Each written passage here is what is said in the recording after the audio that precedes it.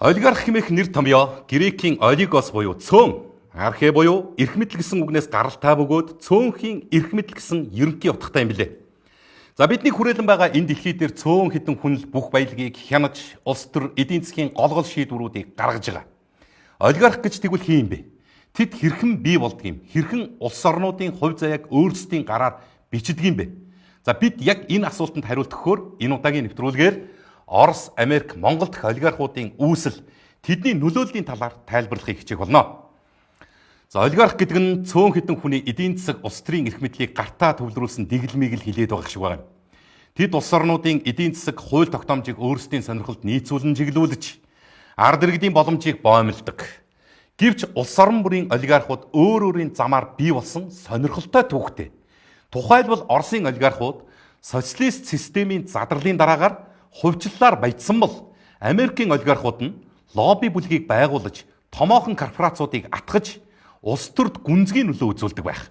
Харин манай Монголын хувьд хуулийн цоорхоог л овжин ашиглаж төрийн мэдээллийн давуу байдлыг ашиглан богино хугацаанд төрийн өмч, газар, байгалийн баялагийг хувьдаа авч түүгээрээ улс төрийн намуудыг санхүүжүүлж төрийн шийдвэрийг өөрсдөө ашигтай гаргуулж ирсэн түүх байна.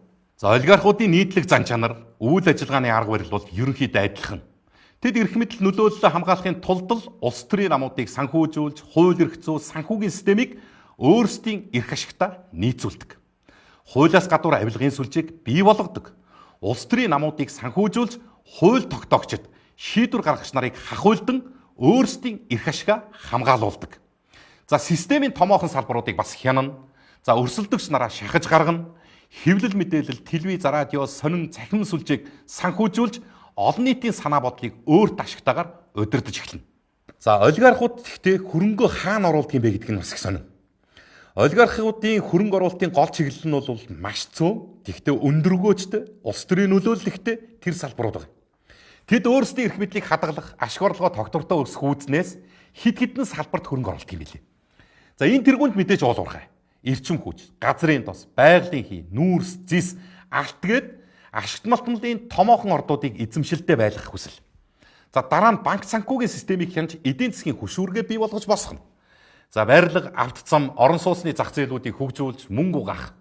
Мэдээлэл харилцаа холбоо, хэвлэл мэдээлэл, интернет, мобайл оператор компаниудыг байгуулж сүлжээний гол сувгуудыг гартаа авах. За бүр хувийн хамгаалтын алба, тусгай албадыг хүртэл байгуулж аюулгүй байдлаа хамгаалуулдаг байсан жишээтэй ч бид саяхан танилцлаа. За олон улсын офшор бүс, гадаад улсад бүртгэлтэй компаниудыг байгуулна, татвараас зугдах, хөрөнгөө хамгаалах схемүүдийг тодорхой зурна. За тэд хөрөнгө мөнгөө хаана байршуулдаг вэ гэдэг асуултанд одоо хариулт өгье. Олигархууд хөрөнгө мөнгөө нууцлах, татвараас зайлсхийх, улс төрийн эрсдлээс хамгаалах зорилгоор офшор данс компаниудыг байгуулж Панам, Каймны арлууд, Швейцарын банк зэрэг татварын деважин гэгддэг улсууд руу мөнгө аваач хадгалж байгаа юм. Дараа нь яг үхээр Лондон, Нью-Йорк, Дубай, Сингапур, Монако, Сөүл, Хонконг, Тайланд гэд бидний мэддэг тансаг зэрэглэлийн дэлхийн өндөр хөгжилтэй хотуудад өндөр үнэтэй үл хөдлөх хөрөнгүүдийг худалдаа авч гэр бүлтэйгээ тансаг амьдралыг эхлүүлж байгаа юм. За Оросын олигархууд болох Борис Березовский, Роман Абрамович, Михаил Прохоров нар 1990-ад оны Зөвлөлт холбоот улсын задралын дараагаар өмч хөвчлөл, байгалийн баялагийг хувьдаа авах замаар хөрөнгөжж улс төр эдийн засгийн нөлөөтэй болж ирсэн түүх байж байгаа. Тэд нефт, байгалийн хий, зис, никл, алмазын ордуудыг эзэмшиж Лондон, Сингапур, Нью-Йорк зэрэг дэлхийн хамгийн үнэтэй хотуудад үл хөдлөх, Швейцар, Монако, Тайланд зэрэг дэлхийн үнэтэй хотуудад усан завь, хувийн онгоц, нисдэг тэргүүдийг эзэмшиж Оросын ард түмний баялагийг зөвхөн хувийн ашиг сонирхолдоо зарцуулж байсан түүхтэй. За Оросын ерөнхийлөгч Путин эх орноосоо оргон зайлсан олигархуудыг үндэсний урагчид хэмээн нэрлэж тэднийг Оросын ард түмнээс холдож барууны соёл дууссан барууны боолуудаа. Эдгээр олигархууд барууны орнуудын дэмжлэгийг авч Оросын эсрэг үйл ажиллагаа явуулж байгаа гэж мэдэгдэжсэн удаатай байдаг. 1993 оны 4-р сарын 16 санааны эзэн дөрвөн залуу зөвлөх үйлчилгээ эрхлэх компанийг үүсгэн байгуулж байсан түүхтэй.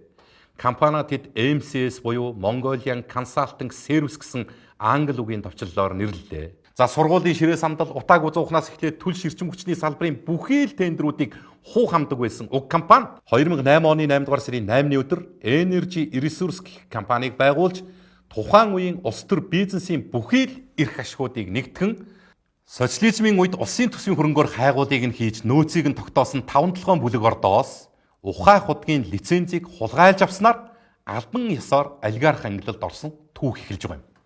За нэгэнт олигарх болсон учраас тэд ерөнхий сайдыг хүртэл томилдог эрх мэдэлтэй боллоо. 5-7 шийдвэр гаргуулахад Сүв Батболд баяр нар, оюутлогоо шийдвэр гаргуулахын тулд сайхан бэлэг Эрдэнэбат нарыг томилж байв.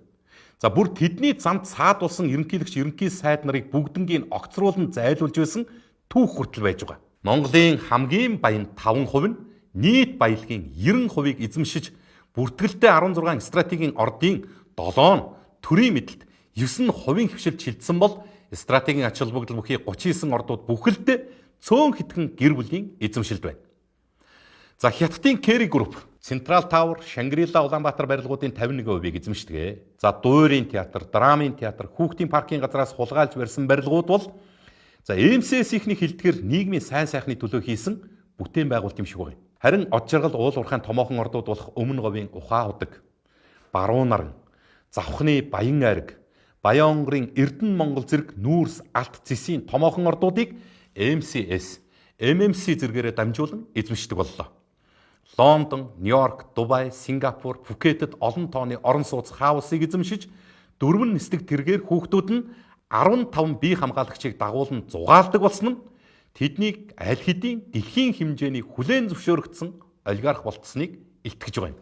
За оюутлогын далдуурхайн бүтээн байгуулалтын 1.2 тэрбум Америк долларын ажлыг Jacobs World-оор дамжуулан MCS-д авч өгсөн элбэг дорд сайхан бэлэг нарын Америкт амьдрах зардлыг өнөөдөр од жаргал төлж байгаа нь их орон ард түмнээс урвсан үйлдэлтэйгээд биш үү. Их мөнгө нутаггүй гэдэг. Олигархууд хизээж хамаагүй нүүгээд дүрээд оргон зайлахад бэлэн байдаг хүмүүс. Tesla компани захирал Elon Musk Вашингтон хотод болж байгаа Украиныг дэмжигчдийн жагсаалыг шүүмжлэхдээ Монакод хувийн харштай Украины 10 олигархад хориг тавих хэрэгтэй юм байна гэж өөрийн X сүлжээндээ бичиж байлаа. За тэгвэл баялаг бүтээгч гэж хэнийг хэлэх юм бэ гэвэл баялаг бүтээгч гэж эдийн засагт үн цэнийг бий болгодог, үйлдвэрлэл үйлчлэгийг эрхэлдэг, ажлын байрыг шударгаар бий болгож эх орондоо татвараа шударгаар төлдөг, улс эх орон ард түмнээ сайн сайхан амьдруулах хүсэл зорилготой бизнес эрхлэгч, шинийг санаачлагч, үндэстний сэхэтнүүдийг хилдэг болохоос биш нийт ард түмний баялагийг хувьдаа авчгаад стратегийн ордуудыг ухаж олсон ашгаараа хөлийн чандад тансаг амьдралыг бий болгон хизээ мүдгүй нүүхэд бэлэн байдаг тэр хулгайч нарыг бол хэлэхгүй. Хууль дуудвал зангиагаа зүгээд гутлаа тослоод очноо л гэж мэдэгддэг байсан ерөнхийлөгч асан элбэг доржийн Америк дахь тансаг амьдралын зардлыг тэгвэл хэн төлдөг гэж бодож байна. МСС-ийн од жаргал буюу оюу толгой төслийн далдуурхайн барилгын ажил авсан авилгын мөнгнөөс л төлөгдөж байгаа л хэлбэр шүү дээ. Өнгөрсөн 30 жилд олигархуудын гаргасан улс төрийн шийдвэрүүд нь ард иргэдийн амьдралд шууд сөрөг нөлөөг үзүүлж баялагын шударга ус хуваарлт, авилга, төрийн эрх мэдлийн хэд төвлөрөл нь энгийн иргэдийн аж амьдралыг дороотуулж хит баян 30 гэрбэл. За уулны гэдэг нэршилтэй 3 сая гаруй иргэдтэй болж нийтээрээ бид нар шударга усны эрэлт гарч байна.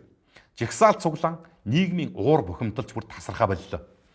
За дэлхийд гайхагдсан стратегийн ордуудтай Монгол орны иргэд яагаад бид нар ядуу байдаг юм бэ?